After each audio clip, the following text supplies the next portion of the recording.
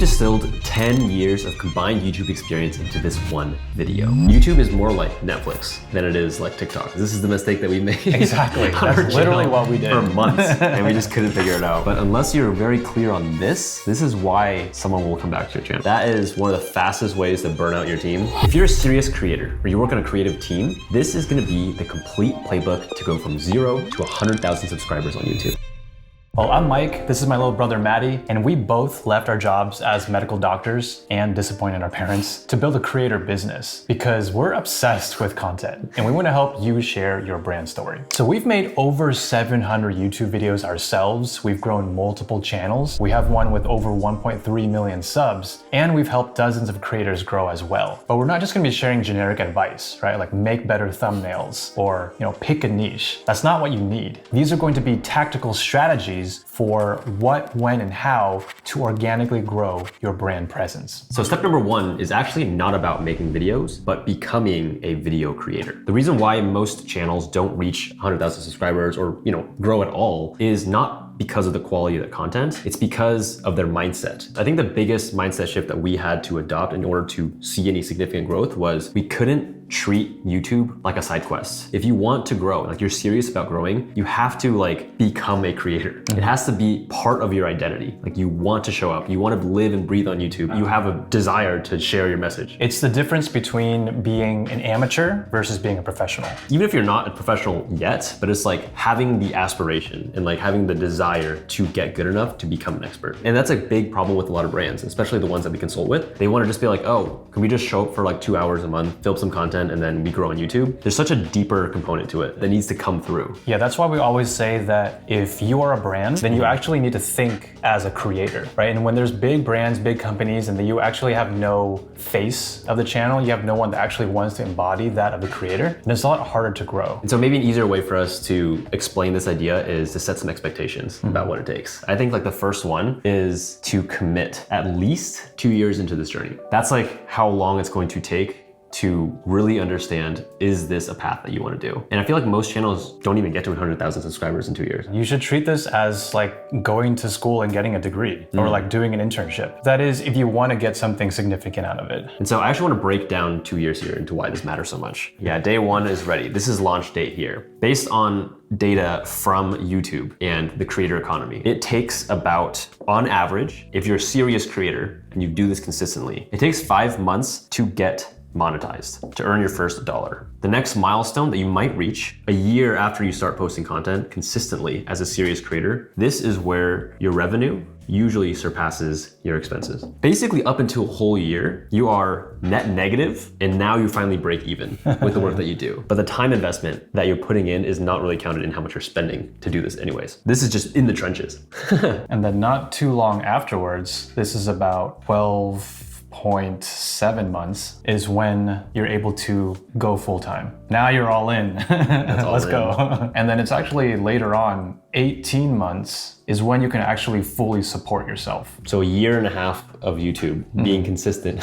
So here you can quit your job, but you're not exactly making a bunch of money. Probably call yourself a full-time YouTuber at this point. And then here at 18.8 months is when you make your first hire. This is not the top percentage. Right. This is an average creator. Yeah, which means that a lot of people do this faster and a lot of people also do this slower. But this is data for talking about an individual solo creator. So if you work on a creative team or you're trying to run creative for a brand or something, it's really important to put into perspective how long it takes to see financial gain or brand impact. Because obviously, as business owners ourselves, we often want to do things for positive return. It's why are we doing this? How does this impact the business? What's the KPI we're trying to measure here? What's the number and why is this going to be a good idea? But I can tell you that once you do hit this point here, or you hit 10,000 subscribers or 100,000 subscribers or more, building organic traffic or building an organic following and that loyalty in the attention economy, that is almost priceless, right? For a business. That's why when you try to tie in money into the situation, it becomes so difficult. I guess the whole point of step 1 here is to reframe the mindset of, oh, I'm just gonna make videos, to really embodying becoming a creator. Because if you embody becoming a creator and you invest in it, all the downstream effects of this will come faster and they'll sustainably happen and you'll actually grow your brand. Step 2 is to learn the rules of YouTube. Social media is a game, and YouTube has rules. And if you follow those rules and you understand them, you can play the game better and you can level up faster than everyone else who's playing. So first thing to understand is, what is the goal of YouTube? What does YouTube actually want? Because if you know what YouTube wants, then you can actually align yourself, hit their goals, and then they're gonna support you. They're gonna promote you because you're helping them out. Scratch their back, they'll scratch your back. So YouTube's number one goal is for people to use YouTube more. That is what YouTube wants. We're just gonna add infinitely more, forever. Stay on the platform forever. Yeah, YouTube's dream scenario here is that everybody, including you, me, the first thing we do when we wake up in the morning is we open up YouTube, and the last thing you do before you go to sleep is you watch YouTube. Fall asleep to YouTube. And you download YouTube, you get YouTube Premium, and you share YouTube videos with all your friends. That's kind of what I do, which is probably why I love YouTube so much. And so if you understand this already, it becomes a little bit easier, right? It's like, okay, we know what YouTube wants. How do we actually give YouTube what it wants? A lot of people like talk about different metrics and all that stuff, but the only thing that you really have to do is make incredible content. Obviously, this gets a lot more nuanced, which we'll go into throughout this video. I guess like this leads directly into that. If you make really good content, people will use YouTube more, they'll keep coming back, and YouTube will like that, and they will keep promoting your content. And so the metric that makes your content incredible is how long people watch it for, right? Watch time. And the reason that's so important is because the more people watch, the more ads they will see, the more money YouTube makes. YouTube is very happy, and then they'll pay you more money too. And you make more money. And you make more money. This is the simplest way to think about the algorithm right here, which I guess if you want to get a little bit more nuance here, we could talk about the algorithm now. So I think that's also another important thing to talk about, which a lot of people think is like this mysterious thing. The YouTube algorithm has one job, which is to help YouTube reach its goal here. It just wants to give the viewer best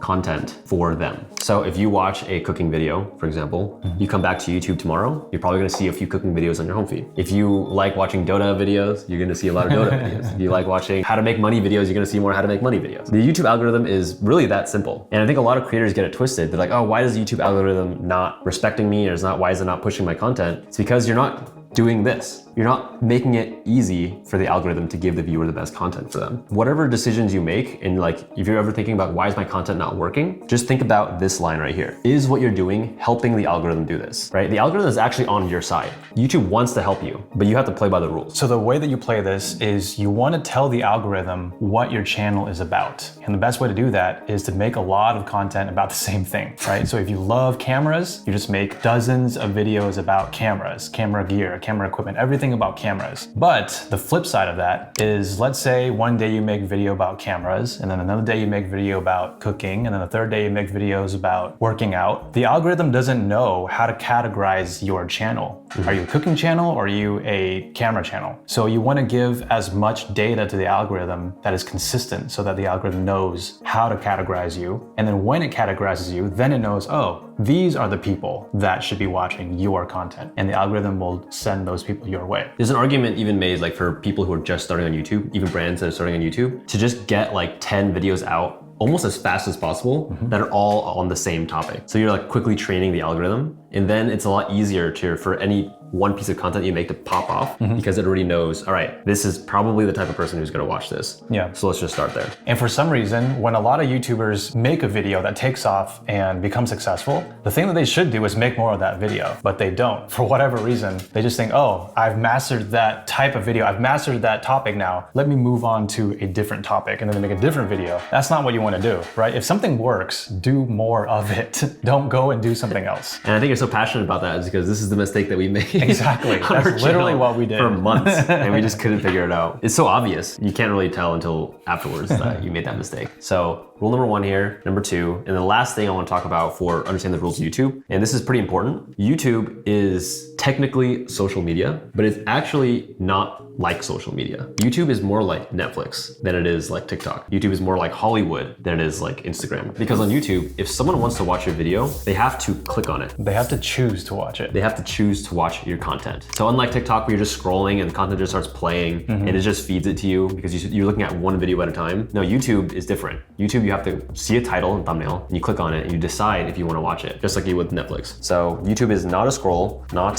scroll platform. The mindset of a person on this platform is just completely different from Reels or TikTok. Yeah, for long form at least. For long, yeah. There's That's also true. shorts. We're talking about long form content here specifically. But yeah, and so all that to say, YouTube is, I call it like a click and commit, because someone is going to click on your video and they are choosing actively to commit time to watching your content. You want to make sure they made a good choice. Your job, again, is just to make incredible content. They help the viewer have a good time, which helps the algorithm categorize you, which helps YouTube's goal. All this ties again back to number one right here. YouTube is the only social media platform where you can watch content on the platform while scrolling through other content. Like, it's the only one. If you press the search, that video is gonna pop into a little window, and they're probably move it to the top of my screen. And I'm gonna keep scrolling while watching that video. But the good thing is, if they like your content and they click on your channel name instead, they're gonna be watching your video while also looking through your library of videos. I do that a lot, right? Actually, that's something that's so different from any other platform. Like, you can't do that on Instagram. Like, you're watching a reel, you're watching the reel. If you want to go to their profile, the reel stops. The experience you're trying to get people to stay on your channel is they're going to be watching your video while scrolling through your videos. And that's how you just get them watching more YouTube, because if you have a good library of content in there with great titles, with great thumbnails, they're going to be lost in your content for a long time. They're going to go deeper into your world, which is a good thing for you. I think these are probably the three most important rules for YouTube to understand. As we go through the rest of this course, keep these three in the back of your mind. You will be successful. All right, so step 3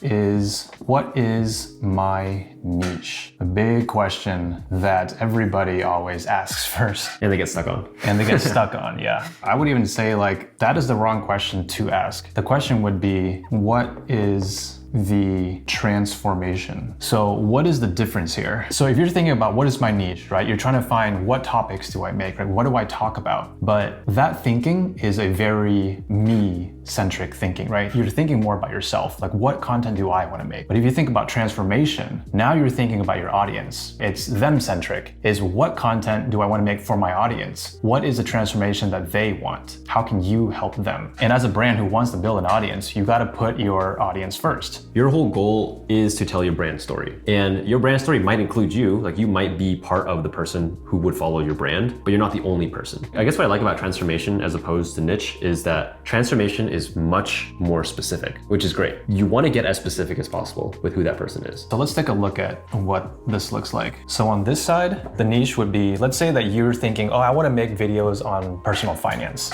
My niche is personal finance. Now, what does the transformation look like? The transformation is actually, this person has no money and they want to make more money. So basically your videos are teaching your audience how to make more money. That is the transformation they're looking for, and this is the reason why they're going to keep coming back. They're not going to keep coming back to you because they want to learn personal finance. They want to keep coming back to you because they want to get rich. That's another one that's really popular, productivity. Because some people do that. I want to make productivity videos, or I want to like review productivity tools. So the transformation for productivity would probably be like procrastinating. I'm going to write my favorite cliche one, which is confusion to clarity. Yeah, we use that all the time. So this right here, this side is thinking about it in terms of niche, and that side is thinking about it in terms of transformation. So there's a clear difference here. One of them allows us to clearly visualize what is going to happen if I watch this content. The other one is just a textbook definition, right? Like if I watch videos from this YouTuber who helps me achieve this transformation, I have the dreams of getting rich. That's much better than going to Econ 101. You know, that just doesn't sound fun at all. You have ChatGPT for that now anyways. Specificity is what is going to make you stand out, because there are so many people who can make content about personal finance. We've probably made some videos about personal finance. A freaking book about personal finance. Yeah, we did. We've made a lot of videos with productivity too, but you can just make all the productivity videos you want, but unless you're very clear on this is why someone will come back to your channel. This is really what's important with step number 3 here. To really get clear, like if you work for a brand, I'm sure your brand already has a problem they're solving. There's a reason why your brand exists. And if you don't know, this is a great exercise to figure out. Like talk to the founder, talk to your other creative team, like what is it that we're actually trying to help people do, or the emotional journey that we want to take them on. That's what the content should be about. So don't think about it in terms of this, move it towards this. You can start here, and then you can start general, but the whole goal is to move it towards a transformation. So step number 4 now, it is coming up with your signature format. What kind of content are you actually going to make? Because it's easy for someone to say like, oh, I want to make content to help someone stop being poor. But it's like, how are you actually going to make that content? What's that content going to look like? And let's just clarify what format means really quick. That is the way that your content is presented. Some of the most common ones are podcasts, talking head, man on the street, going in and around interviewing people. Challenges, vlogs, video essays, basically unlimited ways you can make content. So which one should you choose? That's a question that paralyzes a lot of people. It's like, how should I make videos? What kind of videos should I make? Even though I know what kind of problem and transformation I'm helping people solve. We have a great framework, or simple framework at least, for how to decide what should your signature format be for your brand. And as all things go, we love threes. So I'm gonna draw a little triangle here. So there are 3 different criteria that you want to consider when discovering your format. First is your unfair advantage. So your unfair advantage is basically what can you do that nobody else can do? So do you have very specific knowledge? Do you have expertise that very few other people do? Do you have access to things that very few other people do? Like for example, do you have access to celebrities that you can interview? Do you have access to the richest people in the world? Like for example, that's what Shark Tank does. You just have unlimited money. Do you have unlimited money that you can just give to people for, staying within a circle? Yeah, or maybe you have a whole bunch of sponsors that work with you or something. I think access is a really underrated one that people don't think about. Oh, for sure, yeah. Because I think a lot of people think about like their skills or like their personality, which is a great unfair advantage. Obviously, like if you are a funny person, then making content with a format of like comedy is probably gonna work well for you. It doesn't work for us. We never tried that. We don't think we're very funny. Yeah, and access isn't just to other people. Maybe people want to watch your channel for access to you. Maybe you are the highest paid whatever in the world. Or maybe you own like the biggest car collection in the world. Like whatever it is that you have special access to, it could just be you. Right, the second criteria is your format repeatable? Meaning that can you do this over and over again? Can you do this without burning out? Can you do this without your team running into, creative fatigue? Yeah, I think a good metric for this one is like, can you sustainably do this for more than 12 months? Can you and your team get together and come up with, 50 ideas around the same format? Is it gonna be easy for you for 12 months straight to give away a whole bunch of things? To give away $1 million every single episode. Or if it's like the skill is like, if you're a music producer, you're gonna be able to write 12 like soundtracks or something every single video, or every single week. If you can't do something repeatably, that is one of the fastest ways to burn out your team or burn out yourself as a creator and then stop posting. And that's like the worst thing you can do. Something important to think about here is if you're starting something like a podcast and you say, oh, I wanna only interview the top tier people. Like say I only want to interview 9-figure or 10-figure founders. You could go all day with that, but can you even have access to 50 of them to make this repeatable, right? Sometimes the repeatability factor is not even in your control. So you also want to think about that too. And I think this like, not only for the format in terms of like the video itself, but also for something like a thumbnail. Because like the format of a YouTube video is also the title of the thumbnail. Thumbnail is really hard for you to get. Like if you have to travel somewhere to get a thumbnail, like if you want to make videos about how I survived in the most dangerous volcano in the world. Next week, you want to do like, I survived in the most dangerous ocean in the world. Like you're just putting your life at risk like every single week. Like, do you really want to do that? So the third one is your format remarkable? So remarkable is more than just being memorable. Remarkable is being so good that people want to share it, that people talk about it, and that it spreads by word of mouth. That's the definition of it's remarkable. It's remarkable. Worthy of remark. Worthy, exactly. So I think my favorite example of this would be Jubilee. They have so many remarkable formats. So they have the versus format, homeschool versus like going to school. That recent Dr. Mike one, like the non-vaxxers versus that's a different format. That's a surrounded format. Right? They have the expert in the middle, and they have like 50 people who disagree with the expert. But it's just such an interesting format that you want to share it with your friends because like this is the only place you can get it. This is not really an educational creator, but like Ryan Trahan is another great example of remarkable. The penny idea, that's why it went super viral for him. And he just remixed that format over and over. But yeah, I think Red Bull has a very remarkable format. They have like the world's fastest car versus the world's fastest drone. It's still the versus, but then you want to share your friends like, hey dude, check out, this is the fastest car in the world. You can see it side by side with the fastest drone. It's like, that is really remarkable. That is access to the fastest car in the world, repeatable because they can just do car versus drone versus bike versus whatever over and over again, get different racers, different drivers, and it's remarkable because it's so easy to share and talk about. The fastest anything versus the fastest anything. Right. It's so easy to share. So when coming up with your signature format for whatever it's gonna be, you wanna at least check these boxes because that's how you're gonna come up with something that people will fall in love with and remember your brand by. That's the whole point here, right? To build brand impact. All right, step number 5, Make incredible content. It's funny how it's step 5.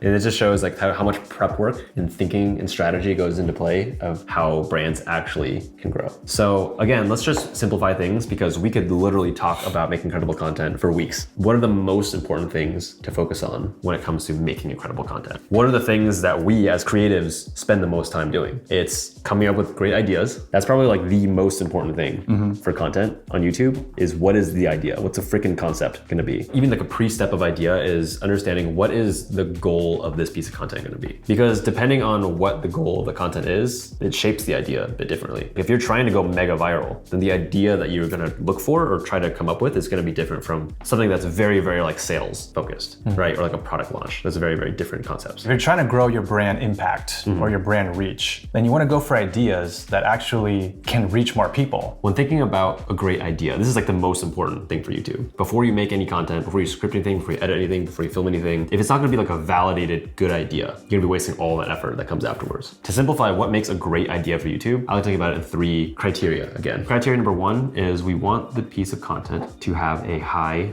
TAM, total addressable market. A lot of people have to be able to understand and care about this video. It has to be able to reach a lot of people. It has to intrigue a lot of people. It has to be accessible, meaning that a lot of people have to be able to understand. You have to see the video and be like, oh, I'm actually interested in that. Number 2, it has to be simple.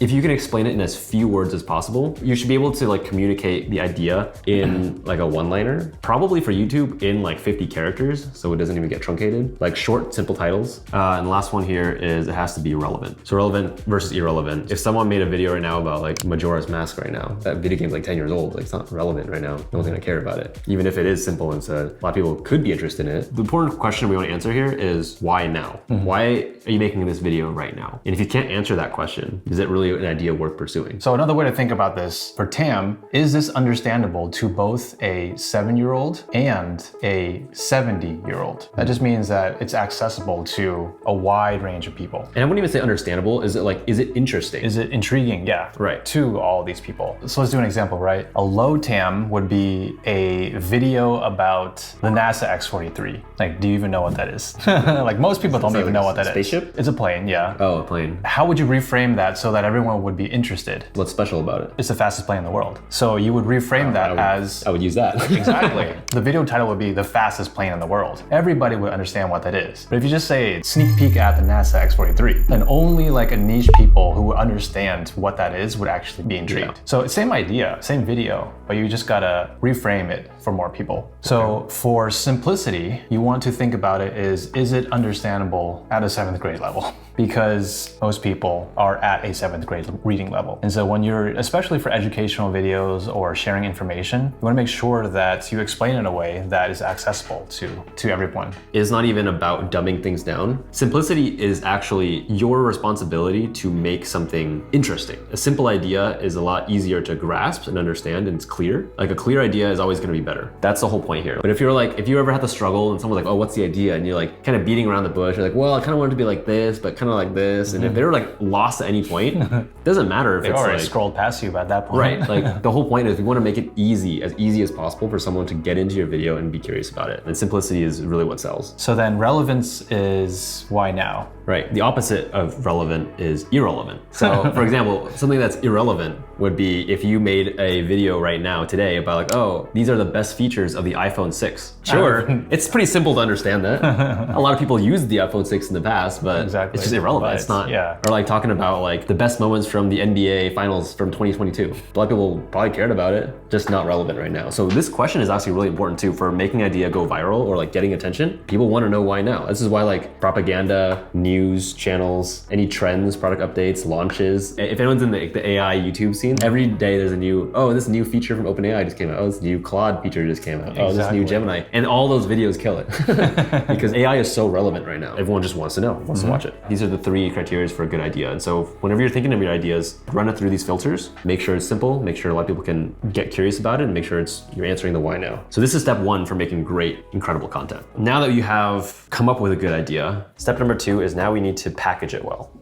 In packaging, we're just going to, again, try to be simple here. Packaging comes down to 2 things, is the title and the thumbnail of the video. Exactly why people would want to click on your video and watch it. If you remember back to one of the rules of YouTube here, YouTube is a click and commit platform. We want to make it as easy as possible for people to understand and get in. Best practices, I would say, for packaging your videos, just like with ideas, is to just have a lot of them. For every single video, any piece of content that you want to make, think about this in terms of your brand. Multiple people are probably working together to make this content go live. And if they're going to be spending their time and effort, we just want to make it as good as possible. Get through the bad ones first, eventually get to the good ones. So let's start with titles. So titles, I would shoot for, I guess what we do is 10, brainstorm 10 title variations. And then for thumbnails, at least 3. 3 concepts. You can have more concepts, but at least 3 that you're going to make. These are way more time consuming than text. We're not going to get too deep into like the strategies for titles and thumbnails in this video. We're probably going to do another masterclass on that later. But I would just say, like, if you're trying to get the most bang for your buck in terms of what is a good title and what is a good thumbnail, I would say don't try to come up with it from scratch. Use inspiration from other creators and other YouTube videos that are out there, because YouTube itself as a platform collects a massive amount of data. Like every single video that's posted to YouTube has analytics behind it in all those channels. YouTube is tracking impressions, views. So if a video is performing well on YouTube and it has a good title and thumbnail, that's proof that that video did well. You want to use what works. And so what you think is a good title and thumbnail, looking at YouTube data, it shows you, is that actually a good title and thumbnail? So use that as a starting point,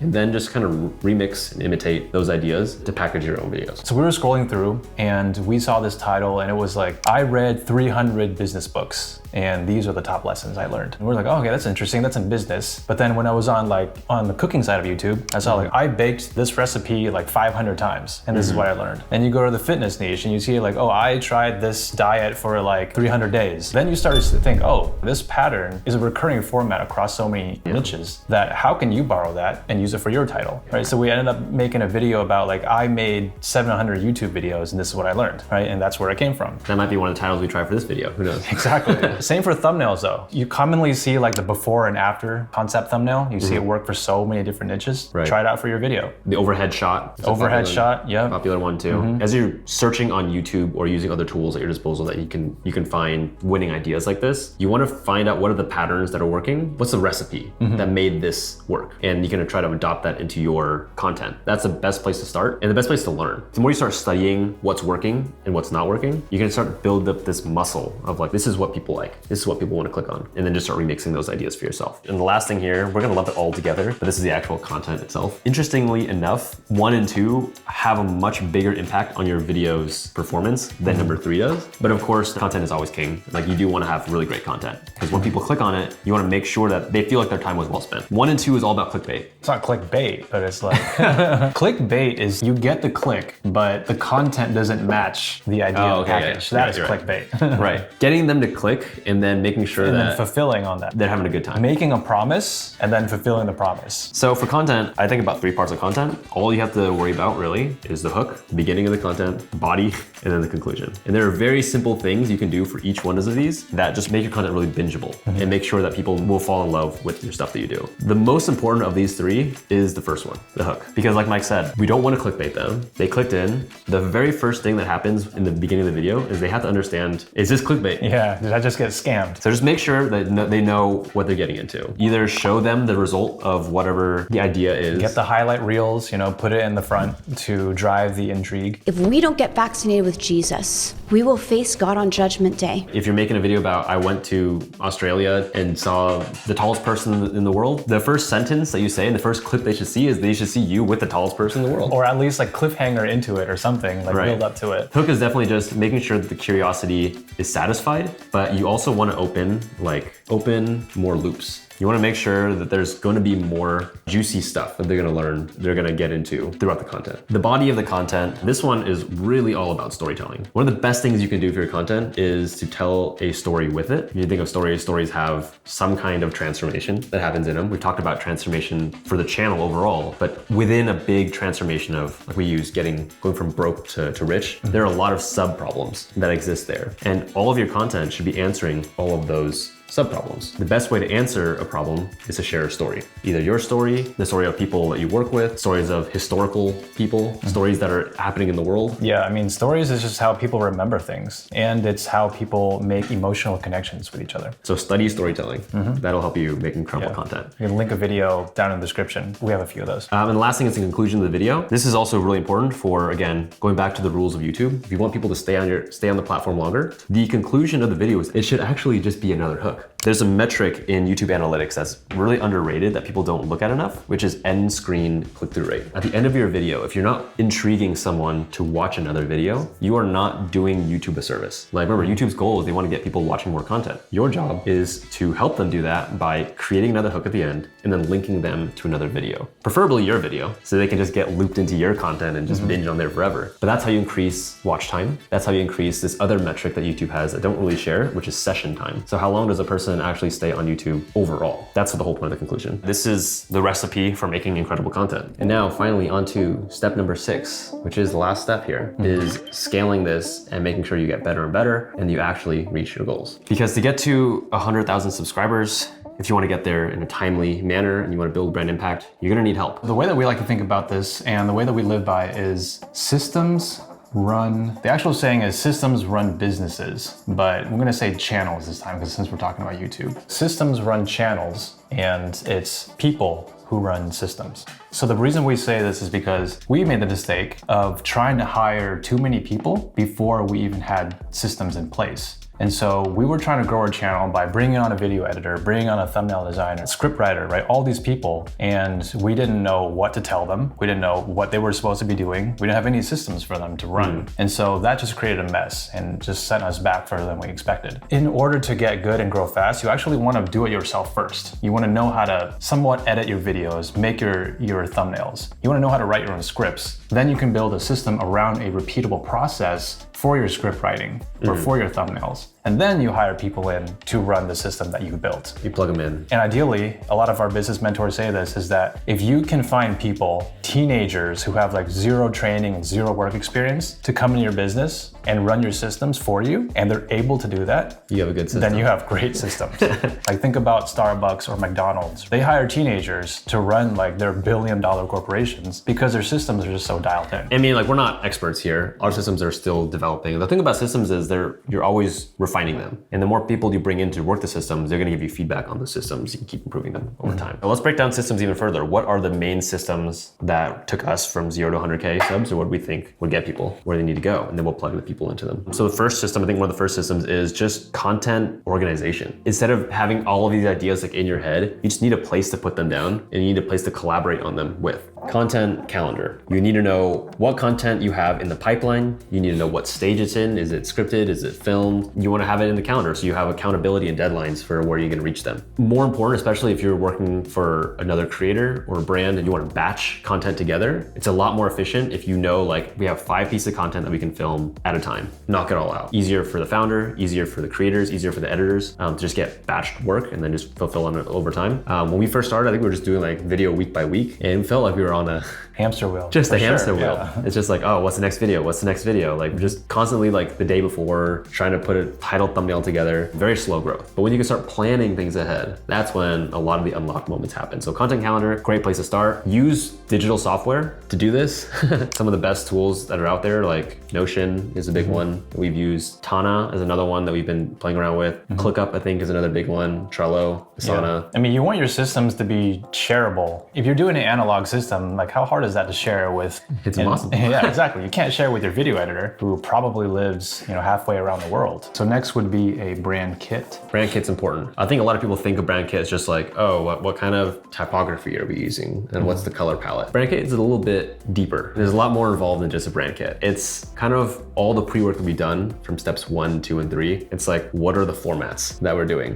What is the transformation that we're helping people achieve here? Who's the audience? Who's the viewer? Everyone who's working for your creative needs to understand and internalize those things so they know how to align what they're doing, the tone of the writing they're doing, the types of edits that they're doing, the visuals that they choose, everything. It all lives and breathes from a good brand kit. And this has to come from your creative. Like, you guys know what it is. Put it into words, use a lot of examples. Super important to get people up and running. And then we split up the actual content itself into 2 systems. There's a pre-production system and then a post-production system. And so to break this down even further, pre-production in our eyes goes through everything from idea all the way to finished script or outlined script. Something that you're gonna give to the client or yourself, if you're the creator, to bring to the camera and shoot your idea. And in post-production, it's gonna be everything from filming all the way through editing, revisions if there is, thumbnail creation or thumbnail refinement, I guess, and then publishing the video. Those 2 systems are massive.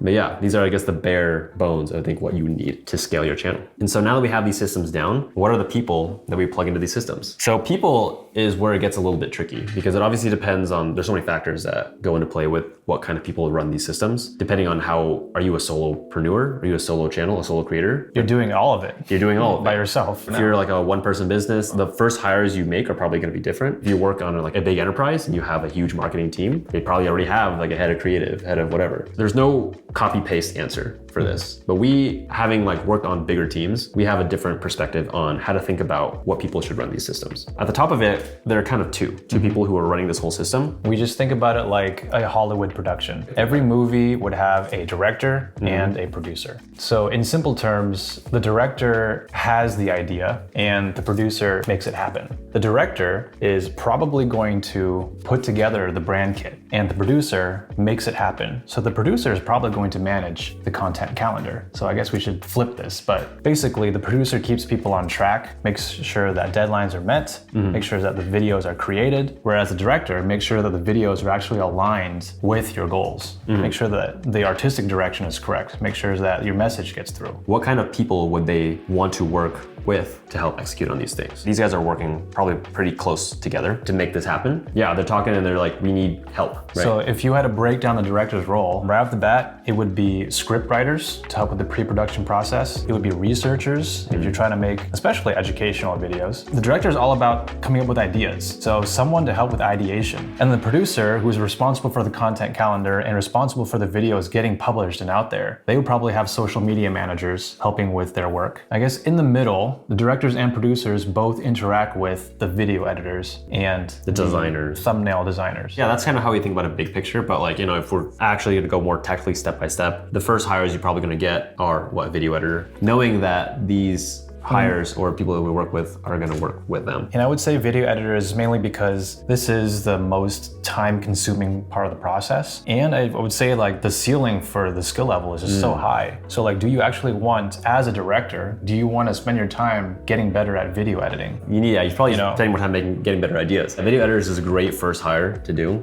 for that. I think designers is probably the next one for thumbnails because those take a lot of time too, and it's so important. Like if you don't need to spend your time learning how to use Photoshop or Canva, get good at it enough to help guide them to where they need to go. After that, probably like a social media manager. Do your posting, uploads, metadata, engagement, community building. A lot of things happen around here too. And then once you get to that comfortable at that point, then you can start moving into more nuanced things like pre-production side. So you can get like script writer if you need scripts. Sometimes people can just outline and kind of go forward, or they can wing it if they're super expert, or if you're a podcast and you probably need a researcher before that. Depends on your channel. Obviously, we can just keep going on about systems and stuff. Like every brand has different content needs, different content formats and stuff like that. And so if there is like a need for a physical space, then you probably need to get someone who's on special operations or like event planning. They can get really, really complicated and complex. Sponsorships. Yeah, that's what we needed for a while, but yeah. So that was the playbook on how to take a brand from 0 to 100K, right? Broad strategy. But now it's actually time to take action. And remember, the 80-20 of good content are your ideas and your packaging. So we have tons of videos videos deep diving into those topics. If you want to check them out, you can find them on the screen right here.